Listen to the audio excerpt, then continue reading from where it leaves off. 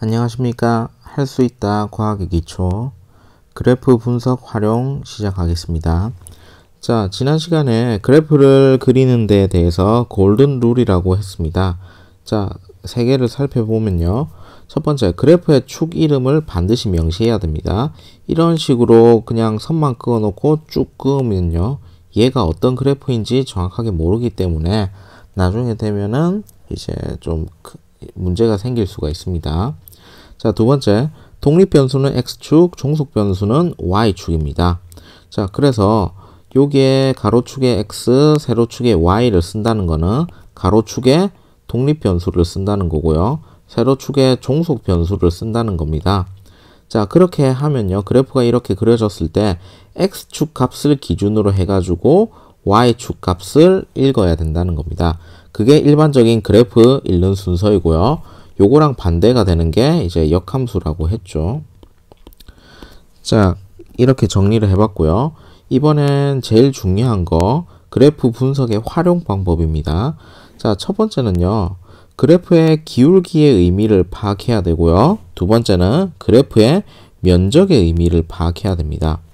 자, 근데 중학교 때 배운 거대로요, m 하면은 이제 그래프의 기울기가 되는데, 그래프의 기울기를 구하기 위해서는요, x 증가량 분의 y 증가량 이런 식으로 하는데요.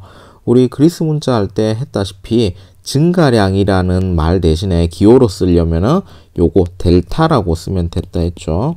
델타라고 읽습니다. 자, 그래서요, x 증가량 분의 y 증가량을 델타 x 분의 델타 y라고 했고요. 요거를 조금 더 이제 고급지게 쓰면요, 미분꼴로 쓸 수 있습니다. dy dx라고 쓸 수 있는데, 이거는 y라는 녀석을 x에 대해서 미분하세요 라는 의미입니다.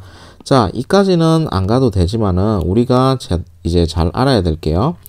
기울기는요, x 증가량 분의 y 증가량이라는 겁니다. 자, 조금 이따가 어떻게 활용이 되는지 같이 보도록 하겠습니다. 자, 그 다음은요, 다섯 번째, 그래프의 면적입니다.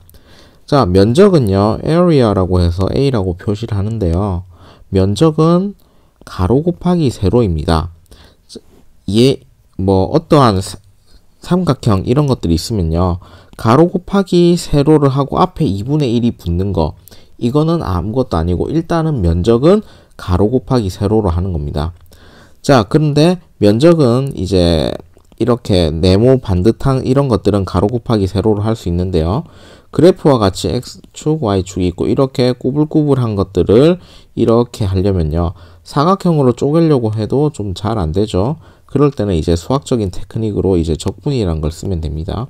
a에서 b까지 요 면적을 구하는데, 이제 함수 fx에 대해서 a부터 b까지에 대해서 넓이를 다 더해주세요 라는 의미입니다. 자, 이까지는 안 가도 되고요. 이제 그래프의 면적을 볼 때는요, 가로 곱하기 세로, 그래서 축이 의미가 어떤 건지를 반드시 봐야 되고요. 그 두 개를 그냥 단순히 곱해주시면 됩니다. 자, 그래서요, 이제 운동 분석과 관련된 그래프를 통해 가지고 같이 보도록 하겠습니다.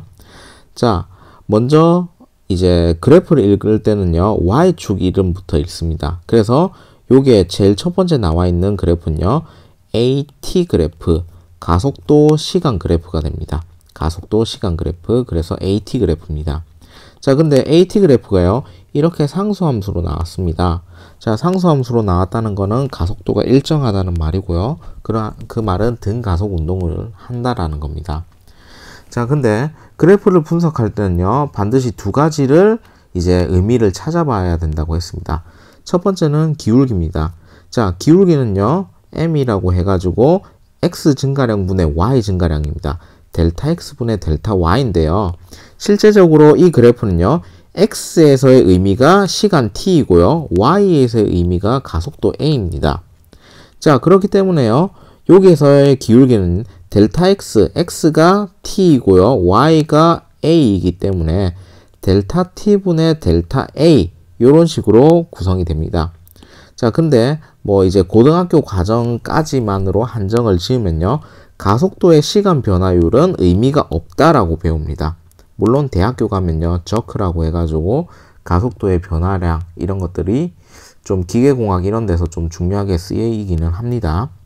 자, 근데 무조건 모든 그래프가요, 기울기와 면적이 의미가 있다는 건 아닙니다. 자, 그래서 AT 그래프에서 기울기는 의미 없음입니다. 자, 그럼 두 번째로요, 이제 면적을 알아봐야 되는데요. 면적은 어찌되었든 간에 가로 곱하기 세로입니다. 그럼요, 가로에는 어떤 이제 변수가 와 있냐면 시간이라는 변수가 와 있고요. 세로에는 가속도 A라는 변수가 나와 있습니다. 그러면 가속도 곱하기 시간인데요. 요거는 이제 가속도의 정의는요, 시간 변화량 분의 속도 변화량이거든요. 자, 그러면요, 여기 양변에 델타 t를 곱해주면요, AT 나왔지 않습니까? 그래서 델타 V니까 속도의 변화량이 의미라는 겁니다. 자, 그래서 가로 곱하기 세로 하면 면적을 의미하고 그게 또 새로운 물리량을 의미할 수도 있다는 겁니다.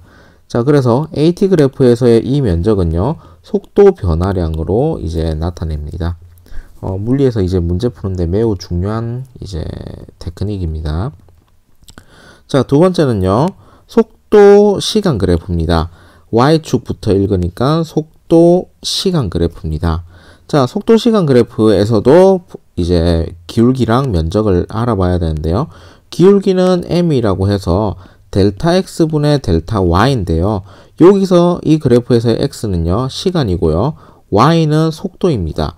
그래서 델타 t분의 델타 v라고 했고요. 이것이 그냥 가속도의 정의입니다. 그래서요, VT 그래프에서요, 요 그래프의 기울기는 곧 가속도 A가 됩니다. 그러면요, 요런 게 있습니다. 빨간색 그래프가 있고요. 이렇게 초록색 그래프가 있는데요. 기울기가 크다라는 거는 가속도가 크다라는 겁니다. 얘를 A1이라고 하고 얘를 A2라고 하면요, A1보다 A2가 크다라는 걸 알 수 있습니다. 그래서 기울기를 이용해서 직관적으로 이제 가속도가 A2가 훨씬 더 크다라는 것도 이제 알 수 있습니다. 자, 두 번째는 면적입니다. 면적은 가로 곱하기 세로인데요. 가로가 이제 시간 t이고요. 그 다음에 세로가 속도 v입니다. 그래서 v 곱하기 t 하면 되는데요. 자, 속도의 정의가 걸린 시간 분의 이동 거리거든요. 양변에 t를 곱해주면요, vt 이렇게 돼가지고 면적을 이제 구해봤더니 이동거리 s가 나오는 겁니다. 자, 그래서요, 요 그래프를 다시 보면요, 요 그래프 아래쪽의 면적이 이동거리 s를 의미한다라는 겁니다. 자, 그래서 물리에서 이제 등가속도 운동을 배우면요, 무조건 모든 운동을 VT 그래프로 나타내는 연습을 할 겁니다. 왜 그러냐면요, VT 그래프를 이제 자세히 분석을 해보면은 기울기를 통해 가지고 가속도를 구할 수 있고요, 면적을 통해 가지고 이동거리 s를 구할 수 있습니다. 그래서 가장 많은 정보를 가지고 있는 그래프이기 때문에 수능 문제나 이런 데에서는요, 어떠한 운동 상황을 VT 그래프로 이제 나타내기만 하면은 게임 끝나는 경우가 많습니다. 자, 그 다음에는요, 이제 변이 시간 그래프, 이동거리 시간 그래프입니다.